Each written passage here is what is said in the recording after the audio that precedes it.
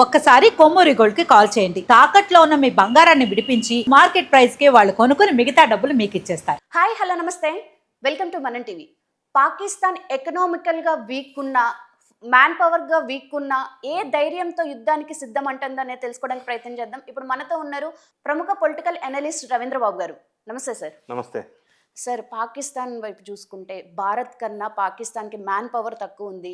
Next economical కూడా చాలా వీక్గా ఉంది. అయినా ఏ దేశం సపోర్ట్గా ఉంటుందని చెప్పి పాకిస్తాన్ కవ్వింపు చర్యలు చేస్తుంది భారత్ పైన.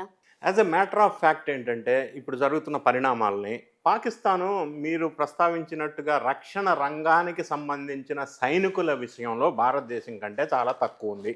రెండో అంశం, టెక్నాలజికల్గా భారతదేశం అంతా డెవలప్మెంట్ రక్షణ రంగంలో లేదు. మూడో అంశం ఏంటంటే మనకున్న యుద్ధ రైఫిల్స్ కానీ, ఈ యుద్ధానికి ఉపయోగించే మిసైల్స్ కానీ మనకున్న స్ట్రెంగ్త్ పాకిస్తాన్కి లేదు. నాలుగో అంశం ఏంటంటే భారతదేశానికి ఉన్నటువంటి బడ్జెట్లో రక్షణ రంగానికి అలోకేషన్ చేసినటువంటి బడ్జెట్ పాకిస్తాన్కి ఆ స్థాయిలో లేదు. ఇంకొక పాయింట్ ఏంటంటే పాకిస్తాన్ ఫైనాన్షియల్గా చాలా వీక్లో ఉంది, గ్రోత్ లేదు. ఇవన్నీ అంశాలను ఒక్కసారి పరిశీలించినట్టయితే భారతదేశంలో ఒకవేళ యుద్ధం వస్తే, అనివార్యమైన పరిస్థితి ఏర్పడితే, పాకిస్తాన్ కవ్వింపు చర్యల వల్ల అది కోరుకుంటే, భారతదేశం కనుక ఆ చర్యలకు పాల్పడితే పాకిస్తాన్ ఎక్కడ మనుగడలో ఉండే పరిస్థితి ఉండదు. కాకపోతే మనం ఆలోచన చేసినట్టయితే భారతదేశం శాంతిని ఆకాంక్షించే దేశం కాబట్టి తొందరపడి ఇటువంటి నిర్ణయం తీసుకోకపోవచ్చు. ఎందుకంటే యుద్ధం అంటూ అనివార్యంగా చేయవలసి వస్తే అది భారతదేశానికి ఎంత ఫోర్స్ ఉన్నా, ఎంత కెపాసిటీ ఉన్నా, ఎంత పవర్ ఉన్నా, ఎంత మిసైల్స్ ఉన్నా, ఎంత శక్తి ఉన్నా, ఎంత సామర్థ్యం ఉన్నా, ఆ యుద్ధం వల్ల భారతదేశానికి ఫైనాన్షియల్గా ఎంతో కొంత ఇబ్బందికరమైన పరిస్థితి ఉంటుంది. రెండోది, మనుషులకి సంబంధించిన జీవన విధానంలో కొంత లాస్ అయ్యే అవకాశం ఉంటుంది. కానీ పాకిస్తాన్కి వచ్చేసరికి ఏంటంటే వాళ్ళు కవ్వింపు చర్యలకు పాల్పడుతుంటారు. ఇది ఇప్పుడే కాదు, మొదల నుంచి కూడా కవ్వింపు చర్యలకు పాల్పడుతూ ఉన్నారు, శక్తి లేదని తెలిసినప్పటికీ. ఎందుకంటే ఉగ్రవాదాన్ని పెంచి పోషించడం అనేదే పాకిస్తాన్ ఫిలాసఫీ. ఇప్పుడు నిన్న పాకిస్తాన్కి సంబంధించిన మంత్రి ఆసిఫ్ ఎవరో ఒక అతను ప్రెస్ మాట్లాడుతూ, ఎస్ మేము ఉగ్రవాదాన్ని పెంచి పోషించాము అన్న విషయాన్ని చెప్పకనే చెప్పాడు. రెండోది, ఈ ఉగ్రవాద చర్యలు మేము చేశామని చెప్పలా. నాలుగో అంశం, వేరే కంట్రీస్ నుంచి పాకిస్తాన్కి రావాల్సిన సపోర్ట్, అది ఫైనాన్షియల్గా కావచ్చు, యుద్ధానికి సంబంధించి పరికరాల సప్లై విషయంలో కావచ్చు. భారతదేశం వ్యూహాత్మకంగా ఏం చేయబోతుందంటే వాటన్నిటిని ముందు కట్ చేయదలుచుకుంది. సో ఇప్పుడు పాకిస్తాన్ వాళ్ళు చెప్తుంది ఏంటంటే అమెరికా వాళ్ళ మీద కక్ష తీర్చుకోవటం కోసం అని చెప్తా ఉంది. దీనికి పాకిస్తాన్కి సహకరిస్తూ ఒకవేళ వస్తూ ఉంటే చైనా సహకరించి ఉండవచ్చు.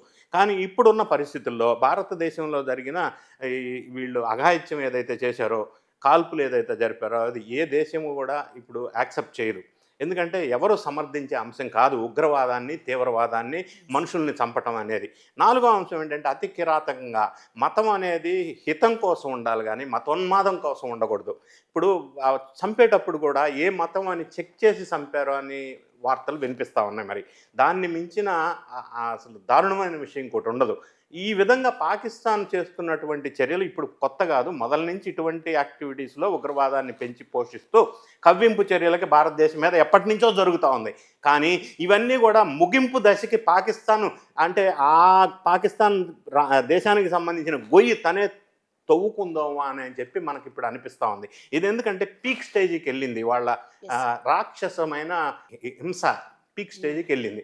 కాబట్టి భారతదేశం కూడా ఇప్పటికి కూడా వ్యూహాత్మకంగానే వ్యవహరిస్తుంది. ఇన్ కేసు కనుక యుద్ధం వస్తే భారతదేశంలో శక్తికి, సామర్థ్యానికి, కెపాసిటీకి తగ్గట్టుగా పాకిస్తాన్ నిలబడే ప్రసక్తి ఎట్టి పరిస్థితుల్లో లేదు. ఇప్పుడు రష్యా కన్నా ఉక్రెయిన్ చాలా చిన్న దేశం, కానీ అమెరికా తోడుండడం వల్ల ఇప్పటికీ యుద్ధం జరుగుతుంది. సేమ్ అలాగే పాకిస్తాన్ దగ్గర పాసిబిలిటీస్ లేకపోతే ఒకవేళ చైనా తోడైతే పాకిస్తాన్తో, ఇక్కడ రెండు అంశాలు, పాకిస్తాన్కి ఇండివిజువల్గా లేదన్న విషయం అందరికీ తెలుసు, వాళ్ళకి తెలుసు. మూడో అంశం ఏంటంటే నెక్స్ట్ వాళ్ళు డిపెండ్ అవ్వాల్సింది చైనా లాంటి కంట్రీ మీద. ఇప్పుడున్న పరిస్థితుల్లో చైనా వాళ్ళు భారతదేశాన్ని అంటే సంబంధాలని డ్యామేజ్ అయ్యే విధంగా అంటే ఓపెన్గా ఇప్పుడు పాకిస్తాన్కి సపోర్ట్ చేస్తుంది అని నేను అనుకోను. ఎందుకు అనుకోనంటే చైనా వర్సెస్ ఇండియా, ఈ రెండు కంట్రీస్ బాగా డెవలప్ చెందుతున్న కంట్రీస్. రెండోది, ఈ ఎగుమతులు దిగుమతులు చైనా నుంచి ఇండియాకి కానీ, ఇండియా నుంచి చైనాకి కానీ ఎక్కువ ఉన్నాయి. మూడో అంశం, చైనాలో బాగా ఎక్కువ ప్రధానంగా డిపెండ్ అయ్యే అంశం మ్యానుఫ్యాక్చరింగ్ సెక్టార్. మ్యానుఫ్యాక్చరింగ్ సెక్టార్ ద్వారా చైనా డిపెండ్ అయినప్పుడు అక్కడికి సంబంధించిన చాలా మెటీరియల్ ఇండియాకు వచ్చే అవకాశం ఉంది. సో వీళ్ళు పాకిస్తాన్కి సపోర్ట్ చేయడం వల్ల ఇండియా నుంచి రావాల్సిన లబ్ధి పొందవలసిన అమౌంట్ ఏదైతే ఉందో ఫైనాన్షియల్ బెనిఫిట్ చైనా వచ్చే అవకాశం లేదు. దానివల్ల చైనాకి భారతదేశం వల్ల నష్టం జరిగే అవకాశం ఉంది. రెండోది, ఓపెన్గా ఇటువంటి సందర్భంలో చైనా పాకిస్తాన్కి సపోర్ట్ చేయటం వల్ల చైనాకి వేరే రకమైన ఇబ్బందులు కూడా కొన్ని వచ్చే అవకాశాలు ఉన్నాయి ఇతర కంట్రీస్ వల్ల. కాబట్టి ఇటువంటి పరిస్థితులు అది చేస్తుందని చైనా ఆ విధంగా నేను అనుకోవట్లేదు.